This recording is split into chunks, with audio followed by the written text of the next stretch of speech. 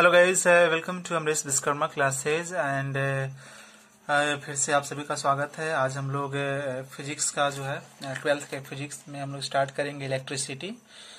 तो ये particularly CBSE student और अदर बोर्ड के लिए भी है, ठीक है ना।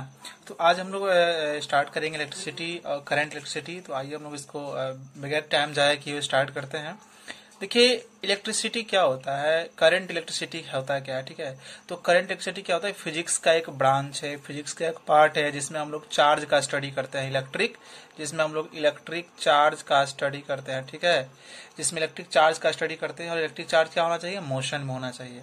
अब देखिए, इलेक्ट्रिक करंट का प्रेजेंस, आप लाइटनिंग देखे होंगे, बिजली का वो जो कड़कना होता है, जब बिजली कड़कती है तो वहां भी करंट इलेक्ट्रिसिटी प्रोड्यूस होती है, बट वो इलेक्ट्रिसिटी जो प्रोड्यूस होती है बहुत थोड़े समय के लिए प्रोड्यूस होती है, इसलिए उसको बोलते हैं ट्रांजिएंट करंट बोलते हैं, ठीक है। उसको क्या बोलेंगे, ट्रांजिएंट करंट। अभी हम देखेंगे करंट कैरियर्स क्या होते हैं। देखो, करंट को कैरी करके ढोने वाले जो सब्सटेंस होते हैं, किसी भी मटेरियल में करंट फ्लो हो रहा है, ठीक है, जैसे मेटल है, जैसे लिक्विड है या गैस है, तो उसके अंदर करंट फ्लो हो रही है, इलेक्ट्रिसिटी फ्लो कर हो रही है, तो इसका मतलब कुछ ना कुछ उसके अंदर तो है जो उस करंट को फ्लो करा रहा है ना, one end to another end करा रहा है, उसी को बोलेंगे करंट कैरियर बोलेंगे। अभी हम लोग देखते हैं कि सॉलिड में करंट कैरियर क्या होता है। सॉलिड में क्या होता है, सॉलिड कंडक्टर, यानी कि सॉलिड कंडक्टर का मतलब हो गया है जो सॉलिड हो और जो अपने से करंट को पास कराए, तो उसमें करंट कैरियर कौन होता है। तो आपको पता है कि सॉलिड कंडक्टर का मतलब मेटल, और मेटल में फ्री इलेक्ट्रॉन बहुत ज्यादा संख्या में होती है, और वो फ्री इलेक्ट्रॉन ही होती है जो करंट को कैरी करके एक एंड से दूसरे एंड तक लेके जाती है। अब देखो, जैसे आपके पास कोई जो है ना, आपके पास कोई मेटल है ना, आपके पास कोई मेटल है ना, और आप उस मेटल में क्या कर रहे हो, आप उस मेटल को में इलेक्ट्रिक की फील्ड जो है अप्लाई कर दे रहे हो, या पोटेंशियल डिफरेंस यानी कि वोल्टेज अप्लाई कर दे रहे हो। इलेक्ट्रिक फील्ड अप्लाई करो या पोटेंशियल डिफरेंस यानी कि वोल्टेज अप्लाई करो इस मेटल के चारों तरफ। तो सपोज करो कि इसमें इलेक्ट्रिक फील्ड इस तरह से जा रहा है, तो इसमें जो इलेक्ट्रॉन होगा, वो इलेक्ट्रॉन होगा इसका जस्ट अपोजिट जाएगा, ठीक है ना। और ये फ्री इलेक्ट्रॉन ही एक एंड से दूसरे एंड मूव कर रहा है, तो साथ साथ जो है ना, साथ साथ क्या हो रहा है कि इलेक्ट्रॉन का ये मूवमेंट हो रहा है ना, इलेक्ट्रॉन के मूवमेंट से ही जनरेट होगी इलेक्ट्रिसिटी, ठीक है। इसका मतलब कि जो सेमी सॉलिड कंडक्टर होता है, यानी कि मेटल जिसको हम लोग बोलेंगे, उसमें करंट को कौन कैरी करता है, तो उसमें जो करंट को कैरी करता है उसको हम लोग बोलते हैं फ्री इलेक्ट्रॉन्स ही होते हैं, वो करंट कैरियर होता है, याद रखिएगा। अभी हम लोग आते हैं लिक्विड में करंट कैरियर कौन होता है। लिक्विड में अगर कोई लिक्विड अपने से करंट पास करा रहा है तो उसके अंदर कौन सा करंट कैरियर है, कौन करंट को कैरी कर रहा है। तो याद रखेंगे, दो तरह के लिक्विड होते हैं, एक जो इलेक्ट्रिसिटी को अपने से अलाउ करते हैं, एक जो अलाउ नहीं करते। जो अलाउ करेंगे उसको इलेक्ट्रोलाइट बोलेंगे, जो अलाउ नहीं करेंगे उसको नॉन इलेक्ट्रोलाइट बोलेंगे। तो जो अलाउ नहीं करेगा उसकी तो बात हम लोग नहीं करेंगे। अब रही बात जो अलाउ कर रहा है ना, जो अलाउ कर रहा है उसकी हम लोग बात कर लेते हैं। तो जो अलाउ कर रहा है उसको इलेक्ट्रोलाइट बोलेंगे, ठीक है। जैसे CuSO4 का सॉल्यूशन, ठीक ना, CuSO4 का सॉल्यूशन।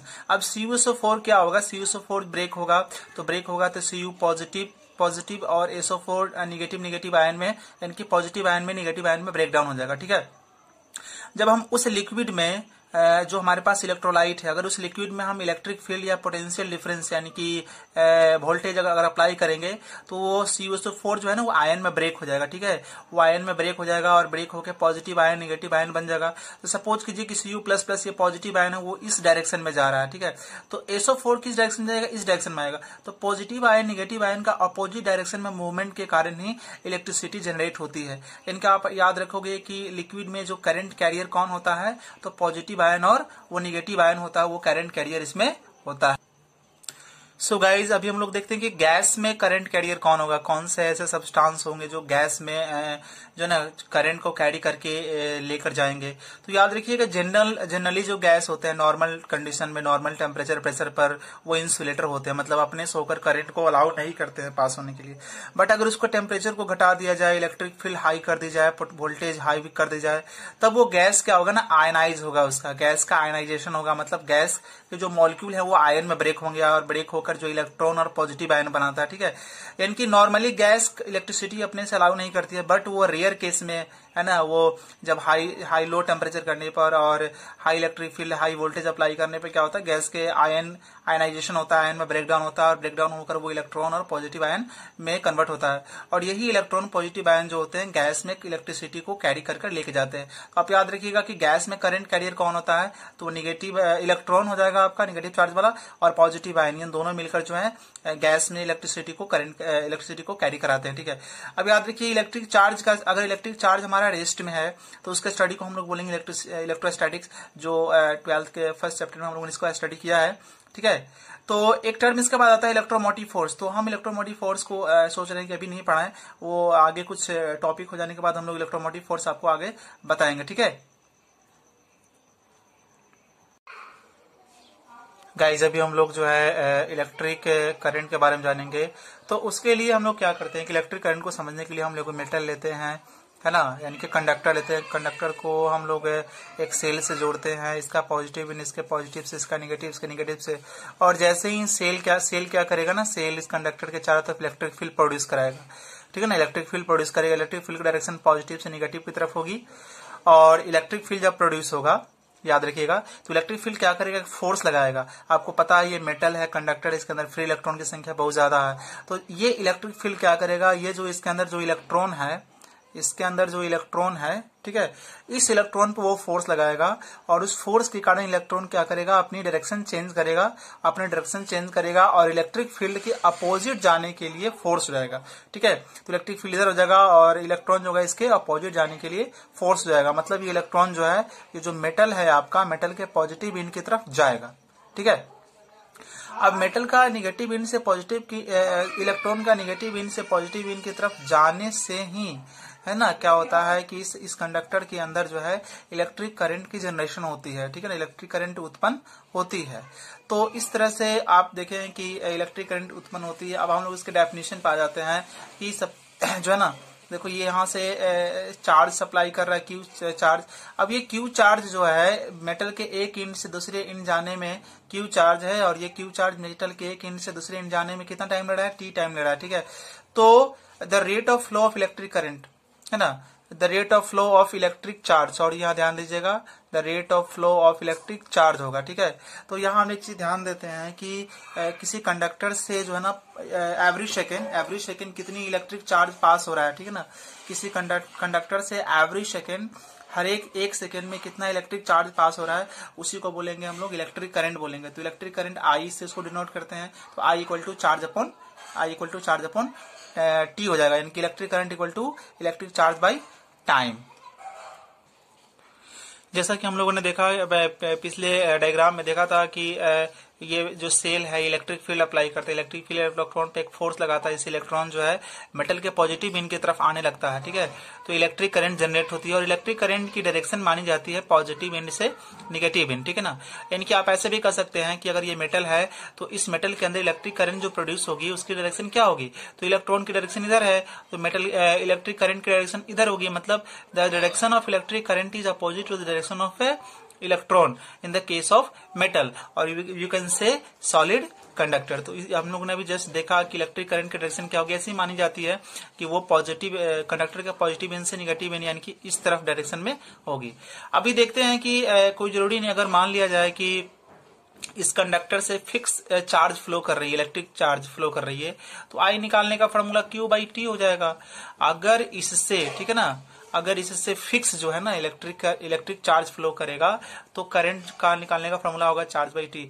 बट अगर इससे जो है चार्ज जो है ना फिक्स नहीं अलाउ हो रहा है ना, वो उसका वैल्यू बढ़ रहा है, घट रहा है इलेक्ट्रिक चार्ज का, यानी कि इस मेटल से इलेक्ट्रिक चार्ज कभी ज्यादा कभी कम फ्लो कर रहा है, तो वैसे कंडीशन में करंट निकालने का फॉर्मूला होता है derivative of charge with respect to t, यानी कि dq बाई dt। यानी कि आपको डी क्यू का क्या करना पड़ेगा, क्यू का डिफरेंशिएशन करना पड़ेगा विद रिस्पेक्ट टू टी करना पड़ेगा। अब अगर इसको हम क्रॉस मल्टीप्लाई कर देते हैं, एक लेकर यहाँ से क्रॉस मल्टीप्लाई करेंगे तो d q equal to i d t हो जाएगा। फिर दोनों तरफ इंटीग्रेशन ले लेंगे तो हमारा integral d q equal to integral i d t हो जाएगा। तो क्यू इक्वल टू ये इसका वैल्यू क्यू और इसको हम लोग जो कहते हैं लिखेंगे। अब न्यूमेरिकल में क्या करेंगे, आई का वैल्यू रख देंगे और टी के साथ उसको इंटीग्रल करेंगे और आपको चार्ज पता चलेगा। अब देखिए यूनिट ऑफ इलेक्ट्रिक करंट देखते हैं। यूनिट ऑफ इलेक्ट्रिक करंट क्या होता है, इलेक्ट्रिक करंट का यूनिट देखते हैं। तो इलेक्ट्रिक करंट का यूनिट कैसे पता करेंगे, तो इसको कुलम में मेजर करते हैं इलेक्ट्रिक चार्ज को, इसको जो मेजर करते हैं उसको हम लोग सेकंड में मेजर करते हैं। तो देखो कुलम बाई सेकंड हो जाएगा, कुलम बाई सेकंड जिसको हम लोग एम्पियर कहते हैं। सो गाइज अभी हम लोग देखेंगे कि एक एम्पियर को डिफाइन कैसे करेंगे, ठीक है ना। 1 एम्पियर को हम लोग डिफाइन कैसे करेंगे, तो 1 एम्पियर डिफाइन करना बहुत ही आसान है। जैसे I equal to q by t होता है, तो हमने मान लिया कि चार्ज जो है 1 कूलम्ब है और 1 कूलम्ब चार्ज कितने सेकंड में कितने समय में पास हो रहा है, 1 सेकंड में।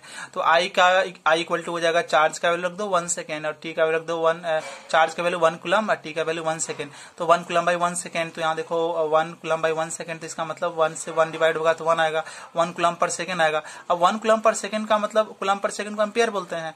तो ये तो क्लियर हो गया। तो इसका मतलब इसको ऐसे डिफाइन करेंगे कि जो हमारे पास एक ऐसा कंडक्टर है, कंडक्टर का एक क्रॉस सेक्शन एरिया होगा, वो इस वाला एक एंड हो गया, एक एंड हो गया यहाँ ऐसे, क्यू चार्ज जो है क्यू।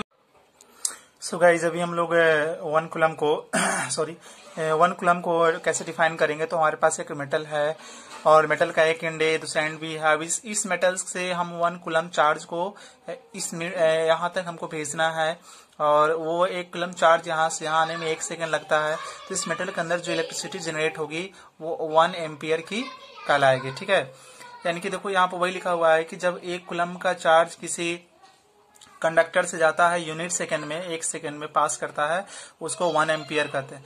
अब I equal to q by t होता है। अब देखिए अदर फॉर्म देख लेते हैं। I equal to q by t होता है और हम लोग क्वांटाइजेशन ऑफ इलेक्ट्रिक चार्ज में पढ़े हैं कि क्यू को हम लोग एनी के फॉर्म में लिख सकते हैं। तो अगर हम क्यू की जगह हम एनी रख देंगे तो हमारे पास इलेक्ट्रिक करंट निकालने का नया फॉर्मूला हो जाएगा, एनी बाई टी हो जाएगा। अब देखो इलेक्ट्रिक करंट को स्केलर कहते हैं। अब यहाँ ध्यान देने वाली बात है कि इलेक्ट्रिक करंट जो हमारा होता है वो स्केलर होता है। हमारा इलेक्ट्रिक करंट जो है स्केलर है। अब इसका मतलब क्या हुआ कि इलेक्ट्रिक करंट के पास मैग्नीट्यूड भी है, डायरेक्शन भी होती है, फिर भी स्केलर क्या है, वेक्टर की तो वही डेफिनेशन होती है कि मैग्नीट्यूड हो और डायरेक्शन हो। बट याद रखेंगे कि वो लिमिटेड डेफिनेशन है, उसमें और भी चीजें ऐड करनी होती है। मैग्नीट्यूड और डायरेक्शन होना काफी नहीं होता है। आपको याद रखना पड़ेगा कि वेक्टर होने के लिए जरूरी है कि ट्रायंगल्स का जो वेक्टर एडिशन है, triangles law of vector addition जो है, triangles law of vector addition है, उसको भी फॉलो करना चाहिए। और triangles law of vector addition को इलेक्ट्रिक करंट फॉलो नहीं करता है, दैट्स वाई इलेक्ट्रिक करंट को हम स्केलर की कैटेगरी में रखा गया है। अब आइए हम लोग डायमेंशन की बात कर लेते हैं कि इलेक्ट्रिक करंट का डायमेंशन क्या होता है। तो इसका ऐसा यूनिट एम्पियर होता है। तो कैपिटल ए को हम लोग स्क्वायर ब्रैकेट में लिख देंगे तो इसकी डायमेंशन बन जाएगी। अब I equal to q by t अगर हम सबकी डायमेंशन रखते हैं, इसकी डायमेंशन ए, इसकी डायमेंशन कैपिटल टी, तो चार्ज की डायमेंशन यहाँ से निकल जाएगी। तो q equal to A T. अब देखो यहाँ पर एम नहीं है, एल नहीं है, वो एब्सेंस है, तो हम एम के पावर 0, एल के पावर 0 और टी और ए, तो ऐसे कर देंगे। पता है आपको कि डायमेंशन जो होती है एमएलटी के फॉर्म में होती है, तो इस फॉर्मूला से आप चार्ज की डायमेंशन भी निकाल सके हैं। वो कितनी होती है डायमेंशन, M0, L0, T और A। तो गाइज आज के क्लास में हम लोग इतना ही पढ़ेंगे। अगले क्लास में फिर हम आपसे भेंट होगी। Thank you for watching.